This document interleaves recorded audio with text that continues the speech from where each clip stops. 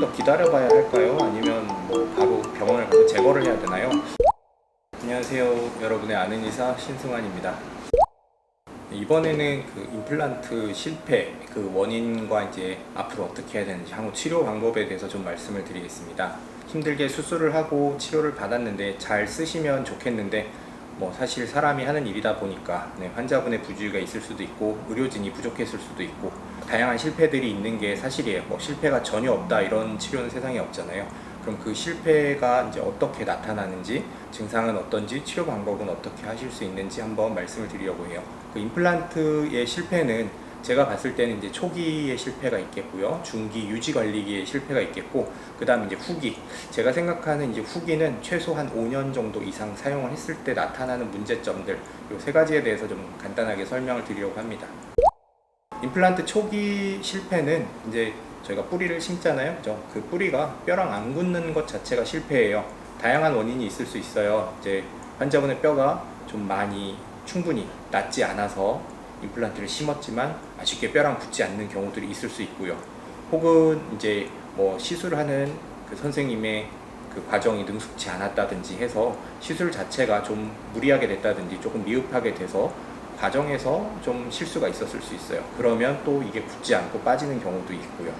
다른 이유 중에 하나는 이제 흡연도 굉장히 큰 이유가 돼요. 그래서 아무리 뼈가 좋고 시술도 적절하게 됐다고 하더라도 임플란트 나사 사이사이에 뼈가 자라 들어오는 건 이제 세포 수준의 일이에요. 그 세포가 잘 임플란트에 엉겨 붙어서 뼈를 만들어줘야 되는데 그 과정을 막는 것 중에 하나가, 가장 큰 이유 중에 하나가 이제 흡연이 될 테고요.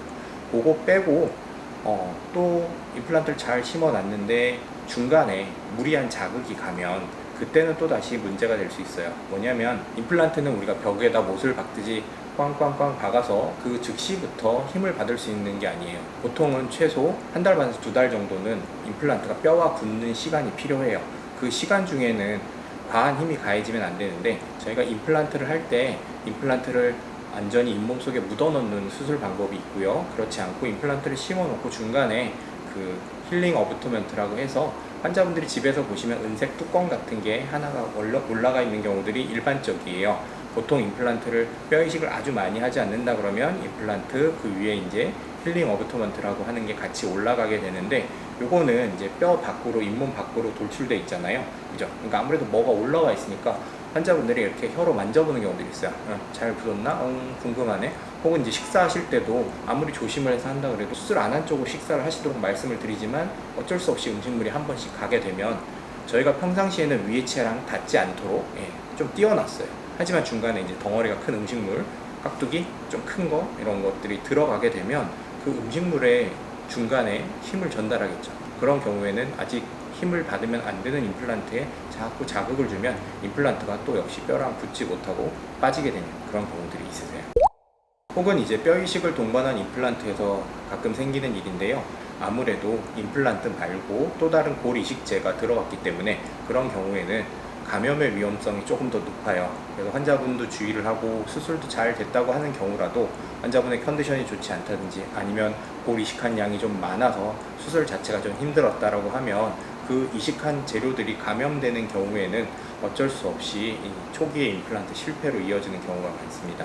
환자분들이 느낄 수 있는 증상은 초기에 수술하고 1, 2주 지나서 처음에는 괜찮았는데 좀 약간 피가 계속 나는 것 같다, 약간 고름이 느껴져요 라고 하시면 초기 임플란트 실패라고 생각을 하시면 될 것 같습니다. 그럼 초기에 임플란트를 실패했을 때는 조금 더 기다려 봐야 할까요? 아니면 뭐 바로 병원을 가서 제거를 해야 되나요? 궁금해 하실 수 있는데, 제가 봤을 때는 초기에 붙지 않은 임플란트들은 시간을 오랫동안 기다려도 잘 붙는 경우보다는 계속 문제가 되는 경우들이 있고요. 그 기다리는 시간 동안 임플란트 주변의 뼈들이 같이 염증 상태에 빠지는 경우들이 많아요. 그렇게 초기에 뭔가 일반적이지 않고 통증이 수술하고 나서 2주 이상 계속 지속되고 불편하다고 하시면 치과에 내원하셔서 임플란트를 제거하고 다시 좀 나을 시간을 가진 다음에 임플란트를 다시 시도해 보시는 게 좋은 방법이 될 것 같습니다. 중간에 중기에 생길 수 있는 실패 혹은 문제점은요, 제가 봤을 때 한 두 가지 정도 있습니다. 초기에 이제 환자분들이 처음에 1, 2년은 잘 쓰시는데요, 임플란트라는 거는 뼈에 박혀 있기 때문에 치아에 자체에 이동이 없어요. 근데 원래 갖고 있던 환자분들 치아 있잖아요. 치아는 계속 시간이 지나면서 계속 움직입니다. 그러다 보면 처음에는 이제 임플란트에 잘 붙여놨던 치아가 이동을 하는 거죠. 그럼 여기 사이에 틈이 생기게 돼요. 그 틈으로 좀 음식이 끼게 되는 것들이 가장 또 흔한 문제점 중에 하나인데요.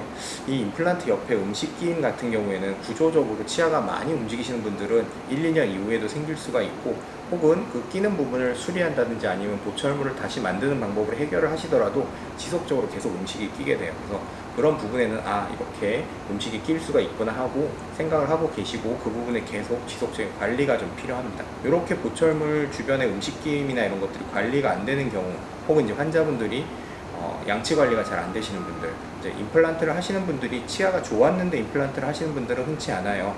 주로 잇몸병, 치주 질환이 심하신 분들이 발치를 하고 임플란트를 하게 되는데, 그 전에 관리가 잘 안 됐기 때문에 임플란트를 하게 되시는 거죠. 근데 임플란트를 하고 난 다음부터는 아주 관리가 엄청 잘 된다 이렇게 생각하시기 힘들겠죠. 그래서 이전에 관리가 안 되던 게 계속 유지가 된다고 하면 임플란트를 한 이후에도 치주염이 생길 수가 있고요. 그런 경우에는 저희가 이런 증상을 임플란트 주위염이라고 불러요. 보통 우리 치아의 주변 치조골이 녹아서 생기는 잇몸병처럼 임플란트 주변에도 잇몸뼈가 서서히 녹을 수가 있어요. 그렇게 되면 이 임플란트 주변에서 피가 난다든지, 혹은 이제 뭐 고름이 나온다든지 이런 느낌이 생길 수가 있어요. 마지막 다른 한 가지는 임플란트 자체는 괜찮은데 위에 올려놓은 보철물들이 깨지거나 이러지는 경우들이 있어요. 최근에는 이제 지르코니아라는 재료가 많이 보급되면서 이 재료는 치아색이지만 그래도 단단해서 깨지는 경우가 흔치는 않은데요. 그래도 아직 아주 단단한 식사를 하게 되면 보철물들이 좀 깨지는 경우들이 있어요. 그래서 뿌리는 잘 붙어 있지만 주변에 생길 수 있는 문제점들이 임플란트 중기, 시술하고 나서 1, 2년 이후에 바로 발생할 수 있는 문제점들이라고 생각합니다. 제가 이제 환자분들을 보면 이제 잘 쓰고 계세요. 5년 이상, 10년 이상 잘 쓰고 계시는데 갑자기 흔들린다 이렇게 해서 걱정을 많이 하고 오시는 분들이 있어요. 이런 게 이제 임플란트 후기에 생길 수 있는 문제들인데요. 이런 경우는 이제 임플란트 뿌리는 아주 괜찮았는데 보철물과 뿌리를 연결하는 중간 기둥과 나사들이 있거든요. 그것들이 간혹 풀리는 경우가 있고요. 아니면 이제 좀 과한 식사를 오래 하시던지 하시면 중간 나사들이 금이 가거나 부러지는 경우들도 있어요. 처음에는 임플란트니까 조금 그래도 좀 살살 써야지 사용을 하시다가 시간이 오래 지나다 보면 이제 어디에 임플란트를 했는지 잊어버리시는 분들도 있어요. 그러다 보면 식사를 점점 더 세게 하게 되겠죠. 꽉꽉꽉 세게 하게 되면 이제 내 치아 같은 경우에는 아주 단단한 식사를 했을 때 치아에서 통증을 느껴요. 우리 젓가락 잘못 씹으면 굉장히 하고 놀래잖아요. 그런 느낌을 가질 수가 있는데, 단단하게 박혀진 임플란트는 세게 씹었을 때 느낌이 없어요. 그러니까 점점 더 강한 식사를 일부러 임플란트 쪽으로 돌려서 식사를 더 하게 되시는 분들이 있더라고요. 그런 경우에는 처음에는 한 번에 부러지진 않겠지만 그런 충격이 계속 반복적으로 가해지다 보면 어느새 중간 기둥이나 혹은 나사 부분이 약해져서 부러지거나 풀리는 경우들이 있어요. 이런 경우에는 이제 뿌리는 괜찮기 때문에 중간에 부러진 나사나 중간 기둥을 이제 해체를 하고 풀어내고 다시 새 보철물을 제작을 해서 쓰시면 돼요. 제가 그래서 보통 환자분들한테 한 10년 정도 쓰시면 임플란트 보철물도 한 번씩 교환을 하시는 게 괜찮다라고 설명을 드립니다.